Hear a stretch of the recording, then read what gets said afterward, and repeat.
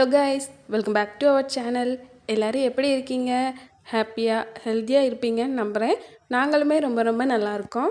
இன்றைக்கி நான் உங்கள் கூட ஷேர் பண்ணியிருக்கிற வீடியோ எதை பற்றினதுன்னு பார்த்தீங்கன்னா, லாஸ்ட் வீக் நாங்கள் எங்கள் ஊருக்கு போயிருந்தோம். கிளம்புற அன்னைக்கு காலையில் இருந்து எப்படி ரெடியானோம், ட்ராவல் எப்படி இருந்தது, இதுதான் உங்கள் கூட ஷேர் பண்ணியிருக்கிறேன். ஊருக்கு போகணும்னு 2 மாதத்துக்கு முன்னாடியே ட்ரெயினில் டிக்கெட்டெல்லாம் புக் பண்ணி வச்சாச்சு. ஒரு முக்கியமான விஷயத்துக்காக தான் இப்போ ஊருக்கு கிளம்புறோம். கிளம்புற அன்னைக்கு காலையில் வர டிக்கெட்டு ஆர்ஏசியில் தான் இருந்தது. ஆனால் மத்தியானம் சேட் ப்ரிப்பேர் ஆனதுக்கப்புறமா கன்ஃபார்ம் ஆயிடுச்சு. எங்களுக்கு கிடச்ச 2 பெர்த்துமே சைடு லோயர் தான். சைடில் குழந்தைய வச்சுட்டு படுக்கிறதுக்கே ரொம்ப பயமாக இருக்கும். நைட்டு நம்ம கொஞ்சம் அசந்து தூங்கிட்டோம், குழந்தைய யாராவது தூக்கிட்டு போயிடுவாங்களான்னு ஒரு தாட் இருந்துக்கிட்டே இருக்கும்.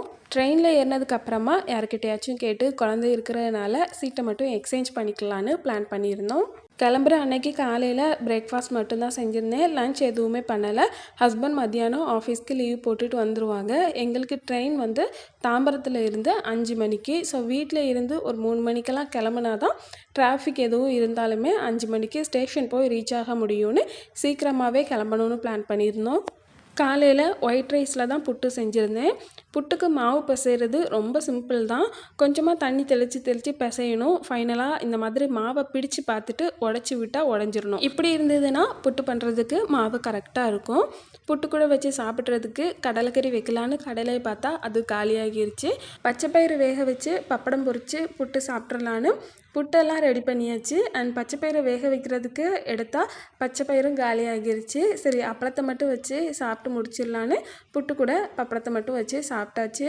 காலையில் சாப்பிட்டுட்டு கொஞ்ச நேரம் ஃப்ரீயாக இருந்தேன். அதுக்கப்புறமா மத்தியானம் லன்ச் வந்து செய்ய ஸ்டார்ட் பண்ணிட்டேன். லன்ச் அண்ட் டின்னர் ரெண்டுமே ஒன்றா சேர்த்தே செஞ்சாச்சு. நைட்டு ட்ரெயினில் போகும்போது சாப்பிட்றதுக்கு ஃபுட்டு எப்போதுமே வீட்டிலேருந்து செஞ்சு கொண்டு போயிடுவோம். ஒரு டைம் இப்படி தான் ட்ராவல் பண்ணும்போது ஃபுட்டு எதுவுமே கொண்டு போகலை. ட்ரெயின்லேயே ஃபுட்டு வாங்கி சாப்பிட்டோம். ஆனால் கொஞ்சம் கூட டேஸ்ட்டே இல்லை. அதில் இருந்து எப்போதுமே ட்ரெயினில் போகும்போது வீட்டில் இருந்து ஃபுட்டெல்லாம் ரெடி பண்ணி கொண்டு போயிடுவேன். என்ன விஷயத்துக்காக நாங்கள் இப்போ ஊருக்கு கிளம்புறோன்னா, 2024 இந்த வருஷம் 1 டிசம்பரில் அப்பாவுக்கு வேலை ரிட்டையர்ட் ஆகுது. இவ்வளோ வருஷம் எங்களுக்காக கஷ்டப்பட்டு வேலை பார்த்து எங்களை நல்லா படிக்க வச்சு வளர்த்து விட்டுட்டு நல்லா கல்யாணம் பண்ணி கொடுத்துட்டு எங்களுக்கான வரவு செலவு எல்லாம் பார்த்துட்டு இந்த வேலையில் இருந்து அவங்க ரிட்டையர்ட் ஆகி ரெஸ்ட் எடுக்கிற ஒரு டைம் வந்தாச்சு. அன்னைக்கிடே நாங்கள் அவங்க கூட இருக்கணுங்கிறதுக்காக தான் ஊருக்கு கிளம்புனோம். அண்ட் நானும் அக்காவும் சேர்ந்து அப்பாவுக்கு சின்னதாக ஒரு கிஃப்ட்டும் வாங்கி வச்சுருந்தோம்.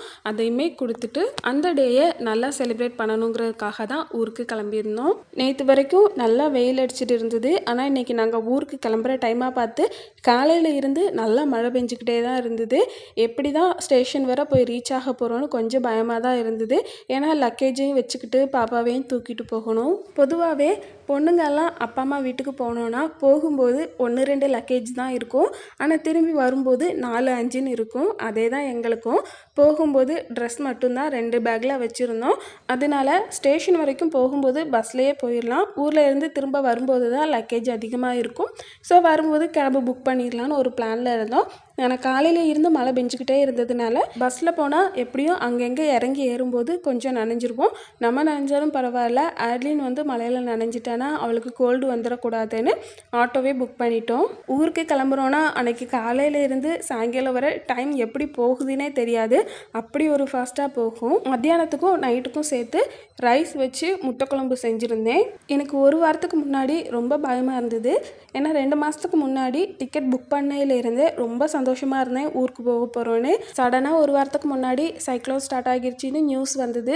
எங்கடா நம்ம ஊருக்கு போகிற நேரமாக பார்த்து கரெக்டாக ஃப்ளட்டெல்லாம் வந்து டிரான்ஸ்போர்ட்லாம் கேன்சல் பண்ணிடுவாங்களோன்னு ஒரு பயம் மனசுக்குள்ளே இருந்துக்கிட்டே இருந்தது. ஏன்னா இந்த டைமில் எங்கள் அப்பா கூட நாங்கள் இருக்கணும்னு ரொம்ப ஆசையாக இருந்தது. எங்கள் அப்பாவுக்குமே 2 பிள்ளைங்களும் ஃபேமிலியாக இந்த டைமில் அவங்க கூட இருக்கணும்னு ஒரு ஆசை இருந்துக்கிட்டே இருந்தது. அதனால் எப்படியாச்சும் போயிடணும் அப்படின்னு நான் ப்ரேயர் பண்ணிகிட்டே இருந்தேன். லாஸ்ட் இயர் டிசம்பரில் ஒரு புயல் வந்தது. புயல் வந்து கரையெல்லாம் கடந்துருச்சு. நைட்டு எல்லோரும் படுத்து தூங்கியாச்சு.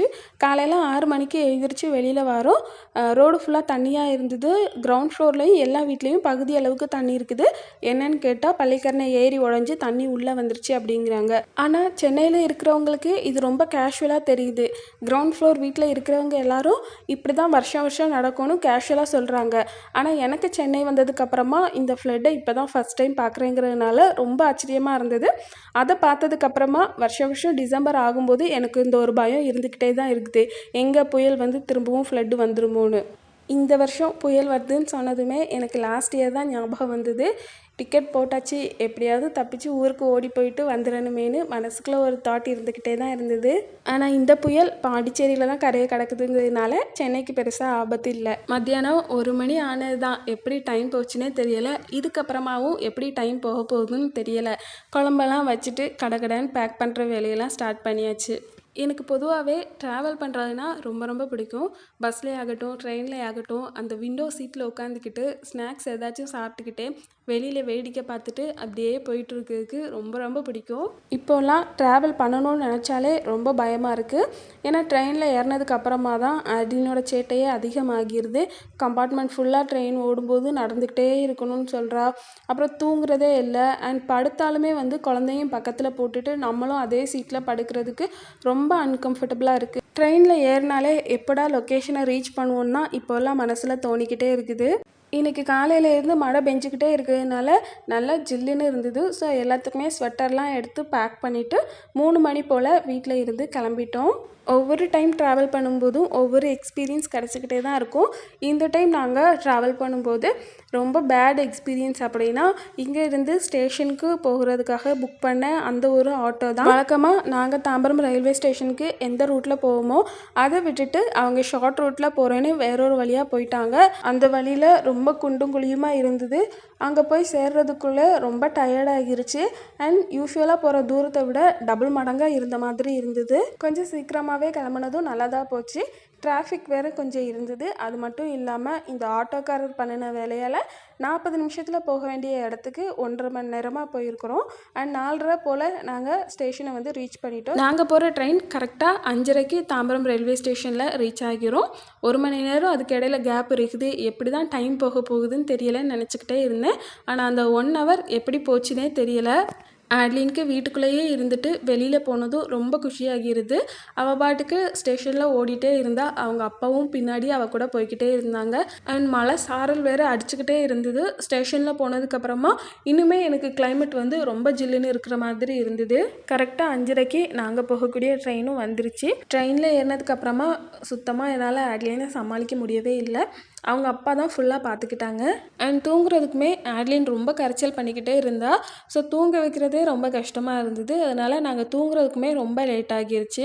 நாங்கள் போகக்கூடிய லொக்கேஷன் வந்து ரீச் ஆகிற டைம் காலையில் 4:30க்கு. எங்களை தூங்க விடாமல் பண்ணிவிட்டு கடைசியாக அவள் நல்லா தூங்கிட்டா. கரெக்டாக ட்ரெயினுமே அந்த டைமுக்கு லொக்கேஷன் போய் ரீச் ஆகிருச்சு. இதுக்கப்புறமா இந்த இடத்துல இருந்து ஒரு பஸ்ஸில் போனோன்னா தான் வீட்டுக்கிட்ட போக முடியும். காலையில் 5:15க்கெல்லாம் கரெக்டாக வீட்டுக்கு போய் சேர்ந்தாச்சு. சொர்க்கமாகவே இருந்தாலும் அந்த நம்மளோட சொந்த ஊரை போல் இருக்காது. இன்னும் 3 நாளைக்கு வீட்டில் இருந்து சூப்பராக என்ஜாய் பண்ணலாம். சமையல் எதுவுமே இல்லை. அம்மா நல்லா சமைச்சு தருவாங்க. நம்ம பாட்டுக்கு சாப்பிட்டுட்டு நல்லா சுற்றிட்டு வரலாம். ஓகே, இந்த வீடியோவோட எண்டிங்க்கு நம்ம வந்தாச்சு. அடுத்ததான் இன்னொரு இன்ட்ரெஸ்டிங்கான vlogல மீட் பண்ணலாம். தேங்க்ஸ் ஃபார் வாட்சிங்.